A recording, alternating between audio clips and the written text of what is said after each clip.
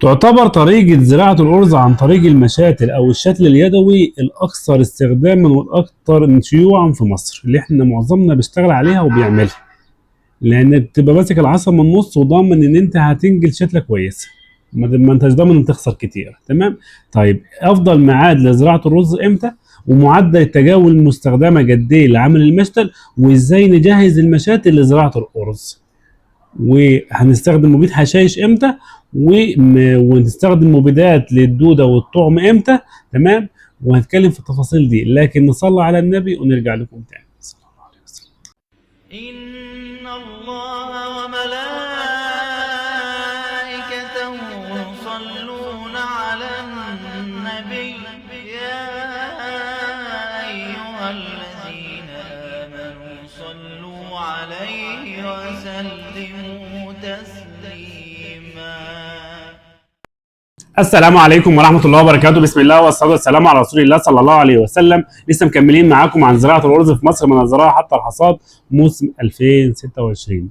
النهارده هنتكلم معاكم عن موضوع مهم جدا ويخص معظم مزارعين الأرز، وخصوصا اللي هيزرعوا عن طريق الشتل اليدوي، اللي هيعملوا مشاتل. تمام.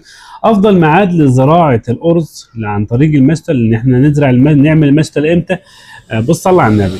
هو افضل ميعاد زراعه الرز اصلا عموما بيبدا معاك من منتصف 3 لحد اول 8. تمام. يقبل معانا؟ ايوه يقبل معانا، بس الانتاجيه بتختلف. تمام. طيب افضل ميعاد امتى؟ معاك من 20/4 لحد نهايه شهر 5. ده افضل ميعاد لعمل مشاتل القرص. تمام. هتاخد انتاجيه ممتازه جدا، تاخد انبات كويس، تاخد ان انت ما يتعرضش للاجهاد، الكلام ده كله. تمام. يبقى انت افضل ميعاد معاك من 20/4 لحد نهايه شهر 5. ده افضل ميعاد. طيب نستخدم تجاوز قد ايه للمشتل؟ عموما اول حاجه مساحه قد ايه المشتل عشان نعمل، انا هتكلم كمساحه فدان. تمام. مساحه الفدان القصبه تعمل جرات. يعني القصبه اللي هي 3 متر 55 سم. تمام. الجرات حوالي 15 قصبه. تمام. يعني جرات ونص حوالي 22 قصبه تقريبا. تمام. 22 قصبه اصلا لما نطلع الريش والمصارف والسكك هيصفى على 22 جرات ايه صافي. تمام. يبقى القصبه تعمل جرات. يبقى هنعمل مثلا جرات الفدان بتاعنا بياخد من 20 ل 22 قصبه، يعني جرات ونص تقريبا. تمام. تمام. هنحط تجاوز قد ايه؟ 60 كيلو للفدان. الجرات ل 2 كيلو ونص. حلو جو. في ناس ممكن تزود شويه، ايوه ممكن ناس تزود شويه لو انت عندك خايف من الميه والكلام ده كله، بنزود نص كيلو للجرات. تمام. يبقى ممكن يوم من 2 كيلو ونص ل 3 كيلو للجرات. تمام. حلو جو. تمام. طيب دلوقتي احنا عملنا عرفنا ميعاد الزراعه، وعرفت كميه التجاوي، واخترنا الصنف. هزرع 108 سوبر 300 302 303 107 107 انا اسف 108 177 جيزه 178 179 رفيع، زي ما انت عايز، والصنف اللي هيريحك ووراه ب4 والكلام ده كله. الاصناف اللي انت هتزرعها واخترتها. اخترت التجاوز. طيب اعمل ايه عشان اجهز المشتل؟ قبل ما احرط على البلاط بحدد حته الارض اللي هعملها، لازم تكون قريبه من مجرى الميه. ما ينفعش اعمل المشتل بتاعي في نهايه الارض، لازم يكون قريب من من الميه، علشان كل ما ادور المكنه بتاعتي وكلام من ده يبقى قريبه مني، واعرف اروي على السريع، ما اخدش وقت. ما ينفعش اضرب الارض كلها عشان اعمل مشتل في اخر الارض، لا، بتكون قريب من الميه. تمام. جهزت المشتل، حددت المكان. هحط السوبر قد ايه؟ هنجيب حوالي من 15 ل 20 كيلو سوبر ناعم، هنبدرهم على البلاط. ما ينفعش نحط السوبر بعد التلويط، عشان لو حطينا السوبر بعد التلويط هيعمل معانا ريم، والريم ده بيخنق النبات وبيتعرض لموت البذرات، بيعرض النبات الرز لموت البذرات، فانت بتخسر كتير. فالسوبر بتاعنا هنحطوه قبل الحرث، نحطوه على البلاط. ولو عندك سماد بلد نضيف وحلو ومتحلل، ممكن نحط مثلا ممكن متر، مش اكتر من كده. تمام. متر يعني مثلا غبطين 3 كده مثلا. تمام. حطينا مثلا السماد البلدي، وحطينا لو عايز تحط جبس زراعي ممكن نحط جبس زراعي برضو، مثلا شكاره ولا حاجه، كلام من ده مفيش مشكله. بس ده على البلاط قبل الحرث. حطينا السوبر، حطينا السماد البلد، حطينا البيس الزراعي، هنحرط سكينتين مره في الثانيه عشان ننعم ونطلع الحشرات والدوده الموجوده في التربه ونجلبها كويس حركه كويسه. ممكن بعد كده نبقى نسويها وتبقى تمام. بنعمل حدود للمشتل عشان الحدود ديت عشان تمنع الميه واختراقها. بعد كده بنلوط المشتل بتاعنا. تمام. في ناس بتحط مع التلويط مبيد الحشائش بتاعنا اللي هو الساترين والسترون والساتو وشنايل والكلام ده كله. بيتحط بجد معدل جد بمعدل 85 سم للجرات، يعني في حدود 120 130 سم للفدان اللي هو جرات الفدان. الجرات 85 سم وبناء عليه بتكمل. تمام. لو عندك جرات ونص بنحط مثلا 85 و45 مثلا، بتحسبها بقى 130 سم ولا حاجه للمشتل الفدان. تمام. في ناس بتحطهم مع التلويط اثناء ما بيحط مثلا التجاوي بتاعته، واحنا عملنا فيديو قبل كده عن ازاي نجهز التجاوي ونحطها ونفرزها وبعد كده ننجحها في الميه 48 ساعه ونحط معاها مثلا لو شويه هيومك او شويه فولفك او حاجه منشط جذور، هتبقى نازله حاجه حلوه وحاجه توب. تمام. بعد كده بتطلعها يوم كامل، بتغطيها، ممكن تكمرها، تغطيها بجش، تحطها تحت دريس. تمام. تحط عليها مثلا تعمل لها حفره وتردمها، او ممكن تحطها في الحمام في شكارتها ومربوطه كويس. تمام. وزادنا مش مشكله. بعد ما تاخد التجاوز تروح عند الغيط بتفردها على مشمع ونحط عليها الماده الفطريه بتاعتنا عشان نتفادى اعفان الجذور والكلام ده كله. تمام. تمام. حلو. ده بالنسبه لتجهيز التجاوي. وجهزنا التجاوي وجهزنا الارض وحرطنا.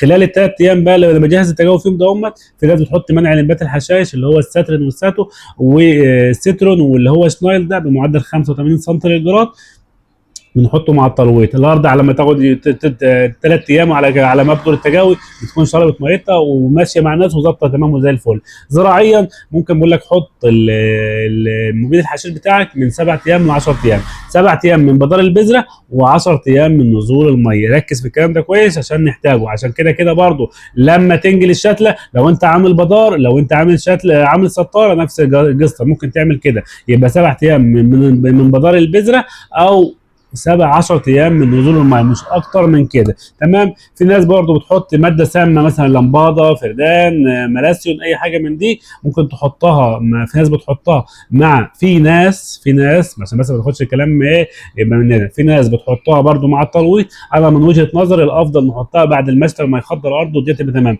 ليه؟ لو حطيناها مع التلويط كل ما الدواء يجيب مفعول كويس تلاقي فيه طعم ميت وكلام من ده، هتلاقي صديق الفلاح ابو جردان نازل الارض عندك ومنجي الديدان ديت وواكلها، وممكن يكسر يموت البذرات ويموت النبات عندنا، فما يعرض النبات للاجهاد والكلام ده كله. تمام. بعد ما ممكن لما خضر ارضه نحط مثلا ماده سامه لمباده، ملاسيون، فردان، اي حاجه من دي عادي مفيش ادنى مشكله. تمام. طيب احنا كده وصلنا للجزء اللي احنا خلاص احنا عملنا المشتل لوطناه. بنلوط المشتل بتاعنا بعد ما حددنا الحدود بتاعنا. بنحط دواء الحشائش بتاعنا ممكن نحطها بعد 7 ايام عادي مفيش ادنى مشكله. بنسيبه يوم واثنين وثلاثه على ما نخمر التجاوب بتاعتنا. بنبدر بنحط ميه قد ايه؟ ما ينفعش نملى المشتل اكتر من 3 جرارات او 4 جرارات. 4 جرارات يعني كده. شايف عقده الصبع دي تعتبر جرات. ادي 1 2 3 4، ممكن 3 او 4 مش اكتر من كده. تمام. عشان الميه ما تزحش معاك. ويجب اختيار بدار التجاوب في وقت ما يكونش فيه هواء عشان ما يمشيش التجاوب معاك مع مع الهواء. يبقى انت ما تدورش التجاوب بتاعتك اثناء الهواء. وبتاخد المشتل بقى طوالي وعراضي، وتقدر طوالي وعراضي وتوزع كميه التجاوب مثلا 60 كيلو في المشتل اللي هو ال 22 قصبه ده، هيظبط معانا الدنيا تمام وزي الفل. تمام. هنفضل بقى شغالين على هذا المنوال. نصفي ميه اخر النهار، نروي مثلا الساعه 9 10، ما نخليش النبات يتعرض لاشعه الشمس ولسه النبات صغيره. نستمر على هذا المنوال لمده مثلا اسبوع 10 ايام لحد المشتل ما يخضر ارضه. لو انا عندي الجو فيه هواء ونسمه هواء حلوه كده والجو مرطب، ممكن ننشف المشتل بتاعنا يوم 2 3.